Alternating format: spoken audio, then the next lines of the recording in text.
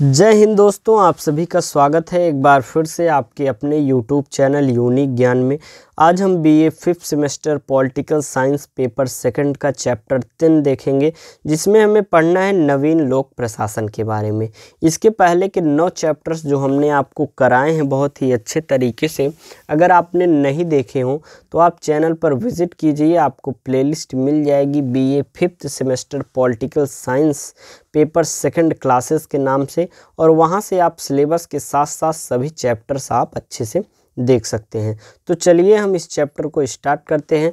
और अगर आप नोट्स प्राप्त करना चाहते हैं सभी क्लासेस जो कराई जा रही हैं उनकी, तो आप हमारे टेलीग्राम चैनल को अवश्य प्राप्त कीजिए, लिंक आपको डिस्क्रिप्शन बॉक्स में मिल जाएगा।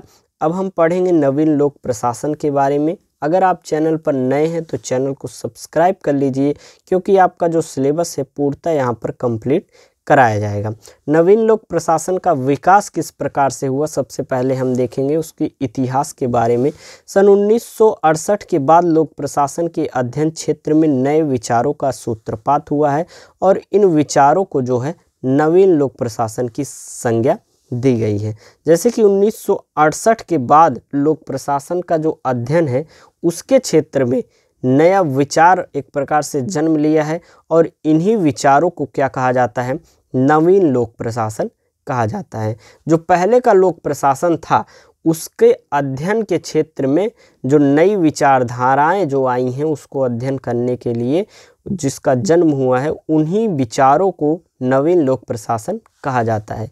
1967 में सार्वजनिक सेवाओं संबंधी उच्च शिक्षा पर हनी रिपोर्ट के प्रकाशन के साथ ही नए लोक प्रशासन को मान्यता प्राप्त हुई है।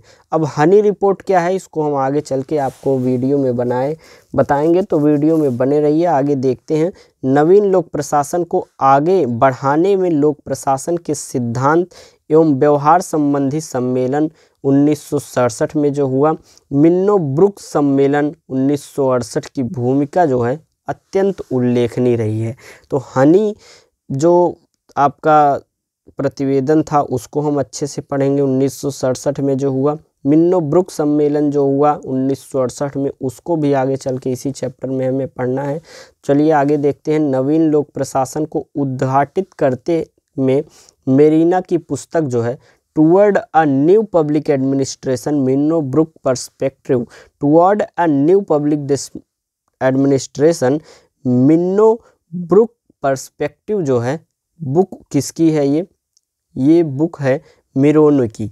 यह जो है एक प्रकार से नवीन लोक प्रशासन के क्षेत्र में बहुत ही अच्छी बुक मानी जाती है, तथा वाल्डो की जो रचना है public administration in a time of turbulence, यह पुस्तक भी एक प्रकार से प्रशंसनीय योगदान इसका नवीन लोक प्रशासन के क्षेत्र में रहा है। इस विचारधारा के अग्रणी लेखक जो हैं फ्रैंक मेरोनी, जॉर्ज फ्रेडरिक्सन और जोसेफ उआजेस, चार्ल्स लिंडब्लोम तथा विंसेंट ऑस्ट्रोम जो हैं, ये सभी इस विचारधारा के अग्रणी एक प्रकार से लेखक हैं। अब हम देखेंगे नवीन लोक प्रशासन के विकास से संबंधित पहला जो एक प्रकार से सम्मेलन हुआ, प्रतिवेदन, हनी प्रतिवेदन जो प्रस्तुत किया गया 1967 में, उसके बारे में हम देखेंगे। जॉन सी हनी सिराकूज विश्वविद्यालय में प्रोफेसर हैं। जो जॉन सी हनी हैं वह सिराकूज विश्वविद्यालय जो कि एक प्रकार से अमेरिका में था, उसमें प्रोफेसर थे। लोक प्रशासन की अमेरिकी सोसाइटी ने अमेरिकी विश्वविद्यालयों में लोक प्रशासन के स्वायत्त विषय के रूप में अध्ययन की संभावनाओं पर अपने प्रतिवेदन प्रस्तुत करने को कहा। जो अमेरिकी विश्वविद्यालय के लोग थे उन्होंने, जो जॉन सी हनी हैं जो कि सिराकूज विश्वविद्यालय के प्रोफेसर हैं, उनसे एक प्रकार से लोक प्रशासन को अध्ययन के लिए विषय के रूप में प्रस्तावित करने के लिए उनसे कहा, और उन्होंने लोक प्रशासन से संबंधित कतिपय समस्याएं जैसे कि स्वायत्त विषय के रूप में विश्वविद्यालयों में लोक प्रशासन के अध्ययन, जैसे कि एक विषय के रूप में लोक प्रशासन का अध्ययन किया जाए, ये एक प्रकार से कमी उन्होंने बताई समस्या, और जिसका आगे चल के निवारण भी हुआ। शोध हेतु धन का अभाव, इसमें जो शोध होने हैं उसके लिए धन का अभाव था, यह भी उन्होंने बताया। लोक प्रशासन एक विषय है या विज्ञान है या एक व्यवसाय है, यह भी समस्या बताई किसने, हनी ने। लोक प्रशासन के विद्वानों एवं प्रशासकों में अंतर का अध्ययन किया और कई सुझाव सन 1967 में अपने प्रतिवेदन में उन्होंने दिया, जिनमें से हम आपको उनके सुझावों को, जो मुख्य सुझाव थे हनी के द्वारा 1967 में उनके प्रतिवेदन में दिए गए थे लोक प्रशासन से संबंधित, वह हम आपको बताएंगे। पहला सुझाव था लोक प्रशासन के क्षेत्र को व्यापक बनाया जाए। वह कहते हैं जब लोक प्रशासन के क्षेत्र को व्यापक बनाया जाएगा तो लोक प्रशासन का अध्ययन लोग धीरे धीरे करना चाहेंगे। लोक प्रशासन के अंतर्गत संपूर्ण शासकीय प्रक्रिया, कार्यपालिका, विधायिका तथा न्याय को शामिल किया जाए, न्याय के अंग को, न्यायांग को शामिल किया जाए। तीसरा उन्होंने सुझाव दिया लोक सेवा शिक्षा संबंधी राष्ट्रीय आयोग की स्थापना की जाए। चौथा उन्होंने बताया जो अध्ययनकर्ता लोक सेवा को जीविका के लिए अपनाना चाहें उन्हें छात्रवृत्तियां भी दी जाएं। उन्होंने और कहा शासकीय एवं सार्वजनिक मामलों संबंधी शोध कार्य में रत व्यक्तियों को आर्थिक एवं अन्य सहायता दी जानी चाहिए। और हनी प्रतिवेदन की इस आधार पर आलोचना की गई कि इसमें परिवर्तनशील समाज में लोक प्रशासन की भूमिका पर कुछ भी नहीं कहा गया है। लोक प्रशासन की भूमिका पर उन्होंने कुछ नहीं कहा है, इसलिए उसकी आलोचना की गई। आगे चल के आता है सिद्धांत एवं व्यवहार सम्मेलन, जो कि 1967 में ही होता है। जेसी चार्ल्सवर्थ की अध्यक्षता में अमेरिकी राजनीति विज्ञान एवं समाजशास्त्र परिषद के तत्वाधान में एक सम्मेलन 1967 में आयोजित किया गया और इसे फिलाडेल्फिया सम्मेलन भी कहा जाता है। यह जो सिद्धांत एवं व्यवहार सम्मेलन है, इसे फिलाडेल्फिया सम्मेलन भी कहा जाता है।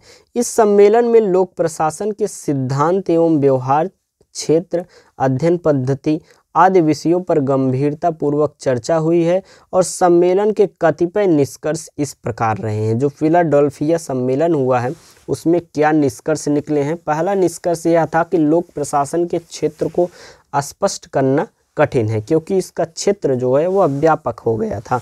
नीति निर्माण और लोक प्रशासन का विभाजन एक प्रकार से गलत है, यह निष्कर्ष निकला था इस सम्मेलन में। तीसरा उन्होंने बताया लोक प्रशासन एवं व्यवसाय प्रशासन का प्रशिक्षण अलग अलग ढंग से होना चाहिए। चौथा बताया लोक प्रशासन के संबंध में अध्ययन का उपागम होना चाहिए। लोक प्रशासन को राजनीति विज्ञान से पृथक अनुशासन माना जाना चाहिए। पद सोपानीय धारणा तर्क संगत नहीं है। भावी प्रशासकों को व्यावसायिक प्रशिक्षण संस्थानों में प्रशिक्षित किया जाना चाहिए। जो भावी आने वाले जो प्रशासक हैं उनको एक प्रकार से शिक्षण संस्थानों में उन्हें शिक्षा दी जानी चाहिए, जिससे आगे चलकर वो अच्छा शासन कर सकें। अगला उन्होंने बताया, निर्णय लिया कि लोक प्रशासन का अध्ययन मनोवैज्ञानिक समाजशास्त्री पहलुओं के आधार पर किया जाना चाहिए। नौवां उन्होंने बताया लोक प्रशासन में प्रशिक्षण कार्यक्रमों एवं शिक्षा का उद्देश्य मात्र प्रबंधात्मक योग्यताओं व तकनीकी निपुणताओं का विकास न होकर विभिन्न सरकारी अभिकरणों में कार्यरत सार्वजनिक कार्मिकों, प्रशिक्षणार्थियों व विद्यार्थियों में सामाजिक संवेदना या चेतना को गहरा करना चाहिए या होना चाहिए। अगला निर्णय उन्होंने लिया गलत व्यवहार व भ्रष्टाचार के अवसरों को कम करने के उद्देश्य से शिक्षा कार्यक्रमों को प्रशासनिक आचार पर उचित बल देने की आवश्यकता है लोक प्रशासन के अध्ययन क्षेत्र को बढ़ाने के लिए। इतना आपको निर्णय जो उनके हैं अधिक से अधिक इसलिए बता दिए जा रहे हैं कोई भी चीज़, जिससे आप अगर कोई भी वस्तु 10 सुन लेते हैं तो उसमें से लगभग 6 आपको जिससे याद ही रहते हैं। तो 6 ही अगर आप अपने एग्जाम पेपर के आंसर में लिख देंगे तो बहुत ही अच्छा अंक आपको प्राप्त हो जाएगा। आगे हम देखेंगे लोक प्रशासन के विषय एवं व्यवहार का अधिक ध्यान शहरी दरिद्रता व गंदगी, बेरोजगारी, गरीबी, पर्यावरण संबंधी प्रदूषण और गिरते जीवन का स्तर की सामाजिक समस्याओं की ओर होना चाहिए। आगे फिर हुआ मिन्नो बुक सम्मेलन 1968 में। और यह भी लोक प्रशासन से संबंधित था। मिन्नोबुक जो सम्मेलन 1968 में हुआ उसमें लोक प्रशासन की युवा पीढ़ी का सम्मेलन था। जो मिन्नोबुक सम्मेलन हुआ यह एक प्रकार से लोक प्रशासन की युवा पीढ़ी का एक सम्मेलन था। इस सम्मेलन में इस बात पर विचार किया गया कि परिवर्तनशील समाज में लोक प्रशासन की क्या भूमिका होनी चाहिए। नवीन लोक प्रशासन के समर्थक लोक प्रशासन की प्रचलित अवस्था से संतुष्ट नहीं थे। वे उथल पुथल के काल में लोक प्रशासन से यह अपेक्षा करते हैं कि वह सामाजिक समस्याओं के प्रति जागरूक हो। नए लोक प्रशासन के समर्थक जो थे वह मूल्य निरपेक्ष शोध प्रयासों के परित्याग पर जोर देते थे तथा सामाजिक न्याय के अनुरूप उपागम को अपनाने के वह समर्थक थे। उनकी धारणा क्या थी? जो नवीन युवा पीढ़ी के लोग थे उनकी क्या धारणा थी कि लोक प्रशासन सामाजिक समस्याओं के प्रति अत्यधिक संवेदनशील हो। संक्षेप में मिन्नोबुक सम्मेलन द्वारा लोक प्रशासन की नई छवि प्राप्त हुई और समाज की समस्याओं के प्रति उसे सचेतन किया गया। प्रशासकों को परिवर्तन के सक्रिय एजेंट के रूप में कार्य करने का उद्बोधन दिया गया। अगला हम देखेंगे नवीन लोक प्रशासन की विशेषताएं। हमने देखा किन किन सम्मेलनों के द्वारा नवीन लोक प्रशासन एक प्रकार से लोक प्रशासन का किस प्रकार से विकास हुआ, और अब हम देखेंगे नवीन लोक प्रशासन की क्या क्या विशेषताएं हैं। हम 5-6 विशेषताओं को अच्छे से देखेंगे जिससे उनमें से हमें कुछ विशेषताएं अच्छे से याद हो जाएं। मिन्नोबुक सम्मेलन तथा फिलाडेल्फिया सम्मेलन में अभिव्यक्त विचारों के आधार पर नवीन लोक प्रशासन की निम्नलिखित विशेषताएं जो हैं वह बतलाई जा सकती हैं। पहली विशेषता क्या है? सामाजिक, राजनीतिक, आर्थिक व तकनीकी परिवेश तेजी से बदल रहे हैं, अतः प्रशासनिक संगठनों को भी एक स्पष्ट मानदंड का विकास करना चाहिए जिससे कि वे उनकी निर्णयों व कार्यों की प्रभावशीलता व प्रासंगिकता को बदलते हुए संदर्भ में आंका जा सके। आगे देखेंगे हम प्रशासन में नागरिकों की अधिकतम भागीदारी होनी चाहिए, अर्थात नवीन लोक प्रशासन निर्णय निर्माण में जन प्रतिनिधित्व पर बल देता है। तीसरी विशेषता क्या है? संगठनात्मक संरचना के प्रति एक गतिशील दृष्टिकोण अपनाने की आवश्यकता है।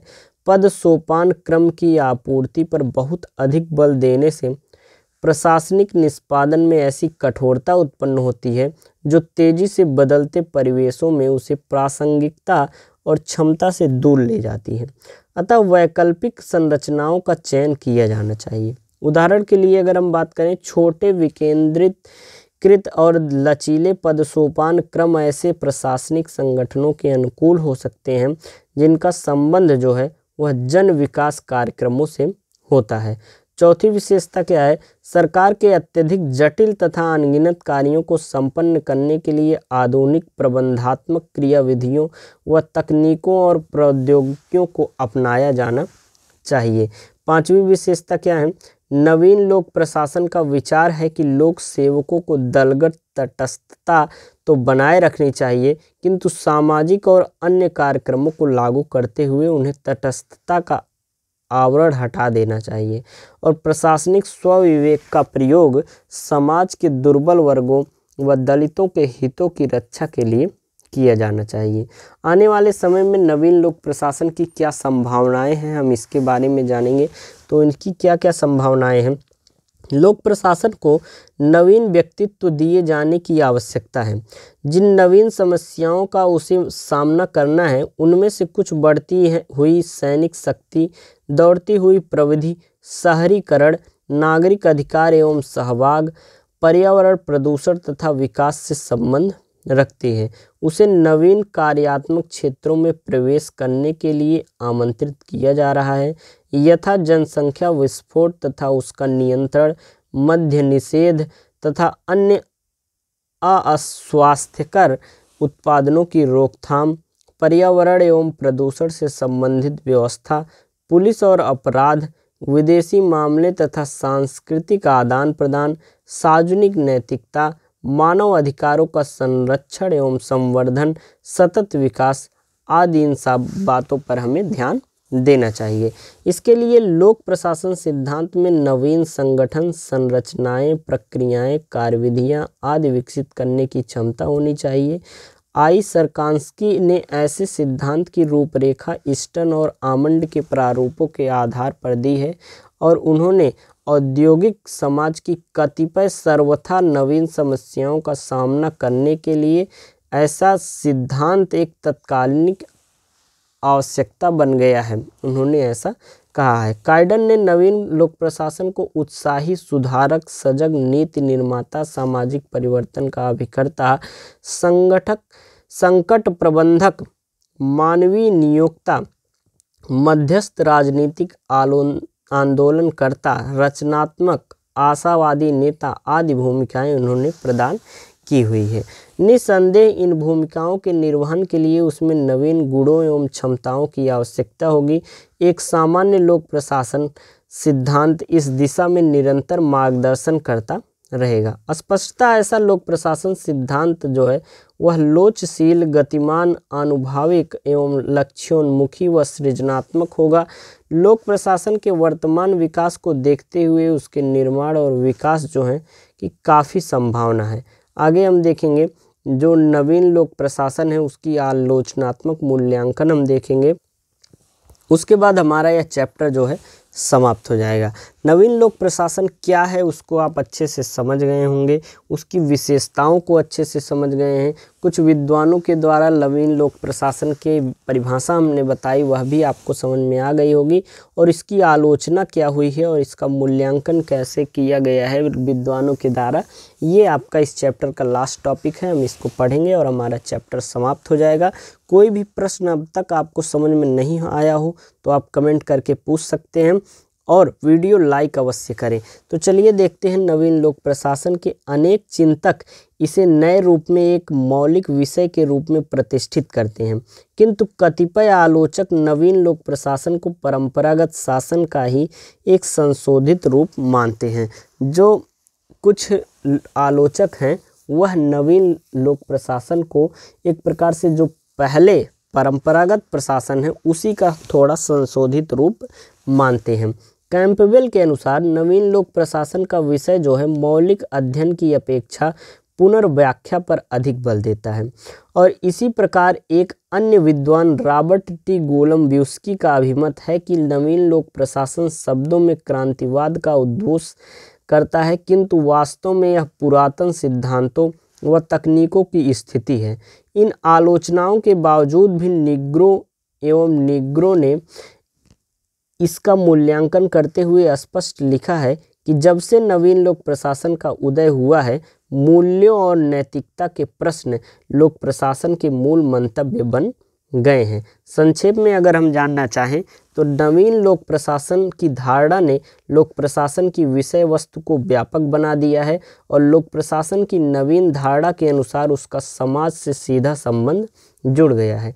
नवीन लोक प्रशासन की धारणा से लोक प्रशासन संबंधी परंपरागत धारणा एवं विचारों को गहरा धक्का लगा है और लोक प्रशासन का क्षेत्र जो है वह बढ़ा है। यह और अधिक रूप में आदर्शात्मक होता जा रहा है क्योंकि यह अब सामाजिक समता के प्रति उन्मुखता, गैर नौकरशाही, विकेंद्रीकरण, लोकतांत्रिक निर्णय प्रक्रिया, आचार संबंधी व्यवहार एवं निरंतर फैलती हुई प्रशासनिक व्यवस्थाओं व नागरिकों की भागीदारी के प्रश्नों से संबंधित है। यह लोक प्रशासन को नौकरशाही के जाल से निकालकर मैनेजरियलिज्म की ओर उन्मुख करना चाहता है। यह पद सोपान की कड़ाई से कार्मिकों को मुक्त कर साहसिक सरकार की अवधारणा को साकार करना चाहता है। वस्तुतः नौकरशाही के मैक्स वेबर प्रतिमान को नवीन लोक प्रशासन जो है वह सीधी चुनौती देता है। मुवक्किल उन्मुख मूल्यों पर जोर देने वाला अथवा आदर्शी एवं सामाजिक दृष्टि से सजग लोक प्रशासन जैसा नव आंदोलन ने प्रतिपादित किया है, तीसरे विश्व युद्ध के लिए प्रत्यक्ष रूप से प्रासंगिक है। नवीन लोक प्रशासन ने संक्षेप में मानवीय चिंताओं पर जोर दिया है और विकेंद्रीकरण, जन सहभागिता, सामाजिक समता और ऐसे ही अन्य सामाजिक गुणों पर जोर दिया है। 9 लोग प्रशासनवादी सामाजिक समता के खुलेआम समर्थक अधिवक्ता हो सकते हैं और निश्चय ही अपना समर्थन करने वाले ग्राहकों को तलाश सकते हैं। 9 लोग प्रशासन को सार तत्व, सैद्धांतिक विचारधारा, दर्शन, सामाजिक चिंता तथा सक्रियतावाद की दिशा में एक प्रकार से प्रगति है। और इस प्रकार से आपका यह जो चैप्टर है नवीन लोक प्रशासन यहाँ पर समाप्त होता है। ये जो चैप्टर्स हैं आपके लास्ट के चैप्टर पॉलिटिकल साइंस के, यह समझने योग्य कम, याद करने योग्य ज़्यादा हैं। इसलिए बस आप लेक्चर्स को ध्यान से सुनिए और आपको PDF नोट्स मिल जाएगा, उसका रिवीजन कर लीजिए, चैप्टर्स आपको अच्छे से तैयार हो जाएंगे। वीडियो को लाइक कीजिए, दोस्तों के पास शेयर कीजिए। धन्यवाद, मिलते हैं अगले वीडियो में।